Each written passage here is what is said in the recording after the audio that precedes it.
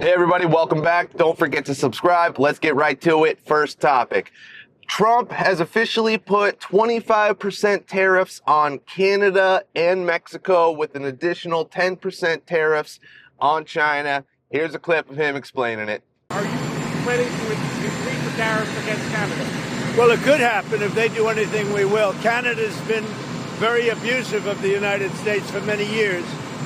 They don't allow our banks. Did you know that? Canada does not allow banks to go in. If you think about it, that's pretty amazing. If we have a U.S. bank, they don't allow them to go in.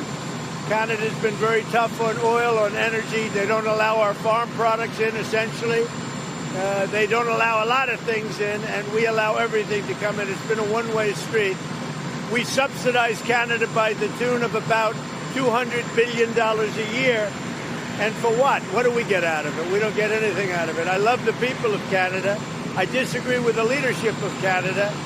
And something's going to happen there.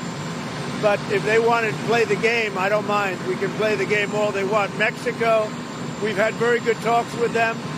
And this is retaliatory. This is retaliatory to a certain extent. Millions of people flowed into our country through Mexico and Canada. And we're not going to allow that. All right. Well, that's the thing right there. See, what people don't realize is the world, basically every country has been ripping off America for who knows how long, right? With the tariffs. Trump's finally coming in there saying, listen, we've had enough. We're not letting all these countries just come in here and rip us off to the tune of who knows how many billions every year, right? He's finally saying, listen, we're stepping up to the table, this trade war, we're making you pay too, you know? That's all he's really doing, saying, listen, you screw us over, especially when it comes to Canada and China, because they're letting all the illegals and the fentanyl come in. He's just like, nah, we're not having that. We're putting the tariffs on you until you take care of all the illegals crossing the border and all the fentanyl. Because, see, Trump's pissed about the fentanyl. He doesn't want any Americans dying from fentanyl, which, let's be real. I mean, thank you, right? Thank you. It's just, I don't know how the whole fentanyl, whatever you want to call it, pandemic, epidemic, whatever the hell you would call it. I don't know how it came to be when Trump basically had it, ended, because but for some reason at the beginning of, Biden's term, he's just like, oh yeah, don't worry, we're no longer concerned about fentanyl coming across the borders.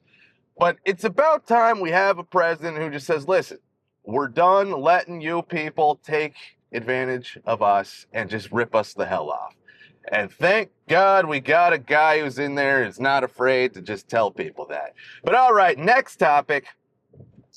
Talking about all this, tariffs and money going around. Zelensky came out, the president of Ukraine, Zelensky, came out and said that he doesn't know where basically $100 billion of aid went. Here's the clip. Дивіться, я коли чую, і раніше чув, і сьогодні ми чуємо від Сполучених Штатів Америки, що Америка дала Україні сотні мільярдів, 177, якщо сказати більш точно. Така звучала точна цифра, яку підтримували або голосував Конгрес, тощо різні організації. Дивіться, я як президент воюючої країни вам говорю, ми отримали більше 75. Тобто 100 мільярдів з цих 177 або 200, говорять навіть деякі люди, ми ніколи не отримували. І це важливо. All right, so basically he's claiming they only got 77 billion out of the 177 billion they were supposed to get. Well, where the hell did the rest of the money go? Where did that extra 100 billion go? See, the thing about America these days with the Biden administration, all this money going to Ukraine and how corrupt Biden is, you don't even know where to blame. It's like, do we blame Ukraine? Are they the ones skimming off the top, taking all the money? Maybe. Do we blame the Biden administration? Most likely, right? So it's just, when it comes to this situation, the foreign aid, we just have to be thankful that we finally got Doge and Elon going in there and figuring out where all this money is going, right? and just where we can cut the fat. So all these people who aren't in favor of Elon going in there and firing people who don't want to work anyways, well, you're just a bunch of morons, because it's like, dude, we need to cut the fat so Trump can make America great. He's putting these tariffs in to put us in a good position. But yeah, we need to find out where we're sending our money and where all this money's going, especially when we're giving away all this money. And we have people here in America who need money too, like the fire victims, like the hurricane victims. Yet we're sending all this money to Ukraine, and now we don't even know where it is. It's just sickening that that's the case. But yeah, all right. Next topic here. Panama has officially bent the knee to Trump. They are now not going to allow China to have any sort of control in the Panama Canal. Here's the clip. Una cosa importante, que es una decisión que adopté y se la comuniqué. El memorándum de entendimiento del año 2017 sobre la ruta de la seda de Belt and Road Initiative no será renovado por mi gobierno. Eso es así. Vamos a estudiar la posibilidad de si se puede terminar antes o no, pero creo que le toca en 1 o 2 años la renovación, porque es cada 3. Así que esa iniciativa que se firmó, cuando se firmó, en el tiempo que se firmó, no será renovada por mi gobierno. Creo que esta visita abre un camino para construir una nueva etapa de relaciones. Así lo veo yo, así lo sentí de parte del secretario Marco Rubio, y a la vez tratar en la medida de lo posible de que se incrementen las inversiones de los Estados Unidos en Panamá. Le expliqué una serie de proyectos de infraestructura que el gobierno tiene en carpeta, en cartera, con el ánimo de que las conozcan y en su momento que se hagan las licitaciones, que comenzarán muy pronto, pues se pueda entrar. So basically, Marco Rubio went over there and talked to the president of Panama and said, listen, I don't know what the guy said, but he basically told him, we're not letting you deal with China anymore. If you do this deal with China where you sign whatever it is to give China control of the Panama Canal, it's like, yeah, first of all, we're done with you. You know, Panama, we don't need you anymore. But see, people don't realize why the Panama Canal is so important. You know, the Panama Canal is so important because when Trump's doing his tariff wars and putting tariffs on China, we can't have China in control of the Panama Canal saying, oh, okay, you want to, do this to us? Well, now we're going to raise your rates going through the Panama Canal that you built and that Jimmy Carter gave to Panama for $1. See, we can't have China meddling in the Panama Canal having any sort of control. That's why people think we're just going in there to steal the canal back from Panama. No, that's not how it works.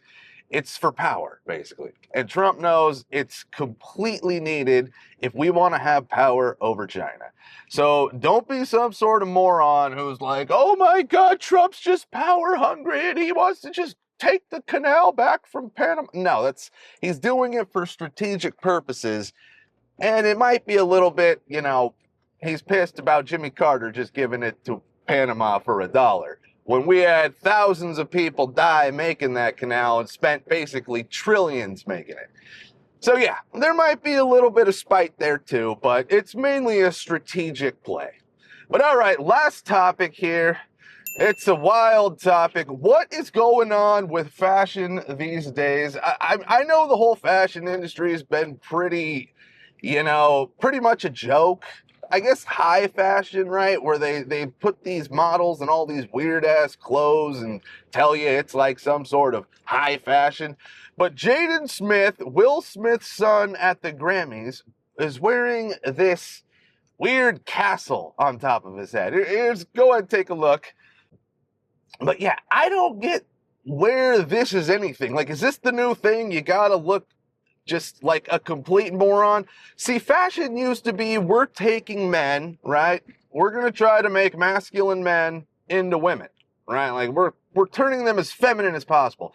Now it's just like, we need to humiliate you as much as possible. Like, we're going to put a castle on your head and you're going to pretend like it's high fashion because we're going to tell you it's high fashion, and you're too stupid to realize that we're just making a fool out of you. I don't know what this could be. Let me know in the comments what you think this whole castle on top of the head deal is. Are they now just trying to make men look stupid?